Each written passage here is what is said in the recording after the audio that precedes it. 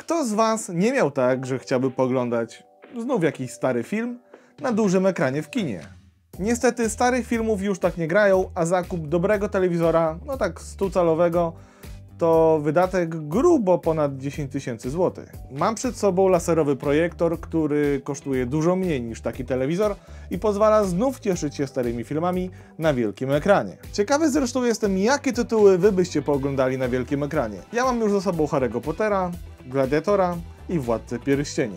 Jakość 4K, Google TV z natywnym Netflixem, dźwięk Dolby Digital, automatyczne dostosowywanie do powierzchni, automatyczne ustawianie ostrości i wiele więcej. A to wszystko obecnie za lekko ponad 6500 zł. Ważne info. Starałem się w kamerze jak najlepiej oddać jakość obrazu wyświetlanego przez ten projektor, natomiast musicie mi wierzyć na słowo, że mimo moich starań obraz na żywo wygląda jeszcze lepiej niż nagrany kamerą. Co do samego sprzętu, wszystkie linki macie jak zawsze w opisie do tego filmu. N1S Infinity to projektor laserowy od firmy JMGO.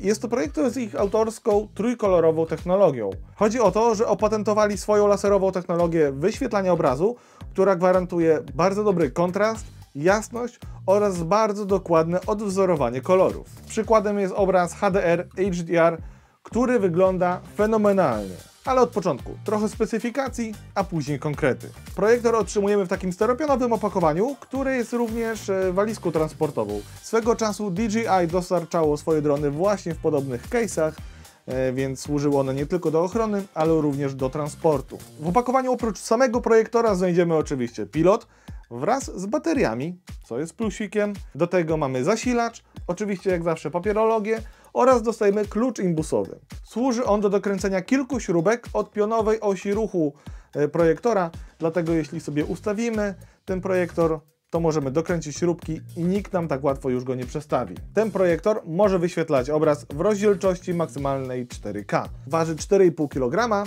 i pobiera 160 W mocy podczas pracy. Dlaczego o tym mówię na początku? Bo to jest projektor, który możemy wykorzystywać nie tylko w domu.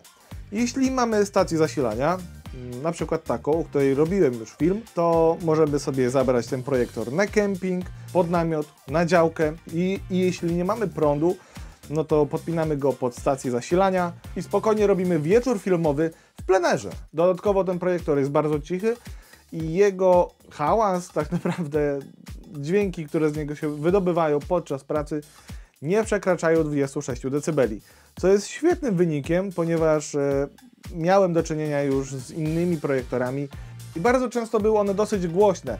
Ten w porównaniu z nimi jest praktycznie niesłyszalny. Niesłyszalny też będzie dlatego, ponieważ mamy tutaj audio Dolby Digital oraz DTS. Dzięki dwóm 10W głośnikom naprawdę dobrze słychać audio i oto mała próbka.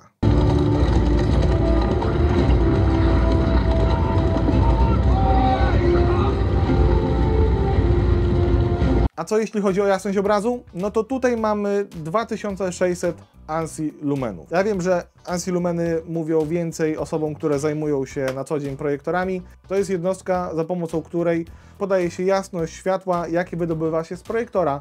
ANSI, czyli American National Standard Institute, czyli instytut, który ogarnął temat tego wskaźnika. Co do samej konstrukcji, no to tak jak widzicie, mamy połączenie aluminium z plastikiem, do tego mamy otwory po bokach do głośników i do wentylacji, tak samo tutaj z tyłu mamy wentylację, włącznik mamy tutaj, na przodzie oprócz tej głównej soczewki, z której wydobywa się obraz, jest też taki panel, gdzie mamy kilka czujników, kamerę i inne czujniki, które odpowiadają za automatyczne ustawianie się tego projektora.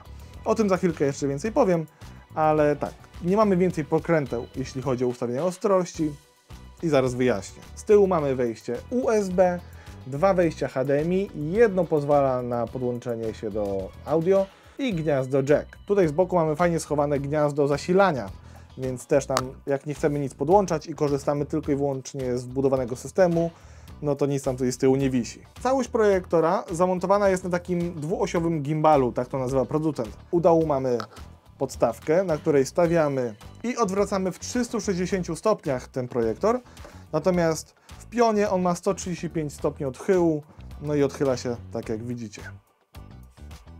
Fajne rozwiązanie, bardzo wygodne. Przetestowałem to banalnie i szybko ustawia się ten projektor, aby sobie coś pooglądać. Co do ustawiania, no właśnie, dzięki tym czujnikom ten projektor ustawia się automatycznie. Możemy wyświetlać obraz nawet na suficie. Wystarczy go przestawić, a on sam sobie dostosuje powierzchnię, sam sobie dostosuje obraz i będzie wyświetlał tak, że ten obraz będzie prosty. Sam ustawia ostrość, ale tutaj muszę wspomnieć o jednej rzeczy, że ta ostrość nie zawsze jest ustawiona idealnie. Oczywiście możemy manualnie sobie wszystko dostosować, jeśli chodzi o kąt padania obrazu i tak dalej. Wszystko robimy z poziomu systemu pilotem, dlatego nie ma żadnych pokręteł. Ostrość na ścianach ustawia perfekcyjnie, natomiast podczas oglądania na ekranie projekcyjnym, no to niestety tą ostrość troszkę gubi. Nie wiem dlaczego, nie wiem czym to jest spowodowane, ale to nie jest żaden problem, bo wchodzimy w ustawienia, przestawiamy szybko ostrość, dosłownie 2 kliknięcia i gotowe. Mamy tutaj też wbudowaną opcję zabezpieczenia oczu. W momencie, gdy ktoś wejdzie w wiązkę, czyli w obraz wyświetlany przez ten rzutnik, on automatycznie się przyciemni do momentu, aż ktoś zejdzie, on po chwili wraca do stanu normalnego. I działa to dosyć dobrze. W zestawie jest pilot, nic nadzwyczajnego. Ma oczywiście szybkie wybieranie niektórych aplikacji VOD, ma tutaj wbudowany mikrofon i możliwość korzystania z asystenta Google, ponieważ w tym rzutniku, jak już wspomniałem, mamy system Google TV, czyli Android, na którego możemy pobierać różne aplikacje streamingowe oraz gry. Ja nie grałem, ale można. Taka ciekawostka. Na rynek europejski ten projektor nazywa się N1S Infinity. Natomiast na rynek amerykański ten model nazywa się Pro. Co najlepsze, grzebiąc sobie głębiej w systemie, znalazłem prawdziwą nazwę tego europejskiego modelu. Zanim przejdę do minusów, trochę o doświadczeniach. Bardzo lubię dobrą jakość obrazu.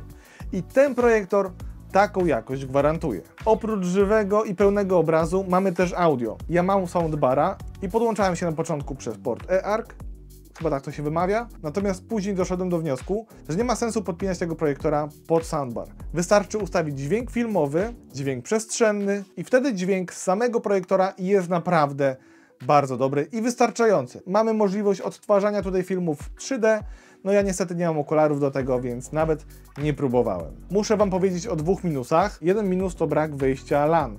Ok, łączymy się tutaj przez Wi-Fi, mamy 2,4 GHz, mamy 5 GHz, łączymy się przez Wi-Fi z siecią i działa to bardzo dobrze i stabilnie. Mamy tutaj ten Chromecast wbudowany, Bluetooth i tak dalej, ale to nie o to chodzi. Chodzi o to, że jeśli chciałbym mieć szybkie połączenie przez port LAN, no to tutaj się nie wepnę. Drugi minus, o którym już wspominałem, to ta głupawka przy ustawianiu ostrości na ekranie. Nie wiem, może to właśnie wina mojego taniego ekranu, łapie ostrość troszkę dalej. Być może to, że on prześwituje lekko, jest tego przyczyną, natomiast na ścianie obraz ustawiał się w punkt, dlatego myślę, że to jednak wina kiepskiego ekranu. Zdecydowanie jest to projektor, który zagwarantuje dużo frajdy z oglądania. Dobra jakość obrazu, dobra jakość dźwięku, ładny design, no i Google TV. Zaletami na pewno jest to, że automatycznie dostosowuje się do różnych powierzchni i możemy zarówno ustawić sobie go szybko w salonie, jak i w sypialni na suficie i cieszyć się oglądaniem. Plusem jest też to, że jest lekki i przychodzi w takiej walizce, więc spokojnie możemy go sobie zabrać w plener, tak jak już mówiłem. Wystarczy stacja zasilania, podpinamy i oglądamy w plenerze. Aktualnie w związku z Black Friday są przeceny na ten projektor, więc polecam Wam sprawdzić linki, które zostawiam w opisie do tego filmu. Jeśli macie jakieś pytania, to piszcie je w komentarzach. Tak samo napiszcie, jakie filmy pooglądalibyście na takim projektorze u siebie w domu. Z mojej strony to wszystko. Dzięki za oglądanie i do następnego.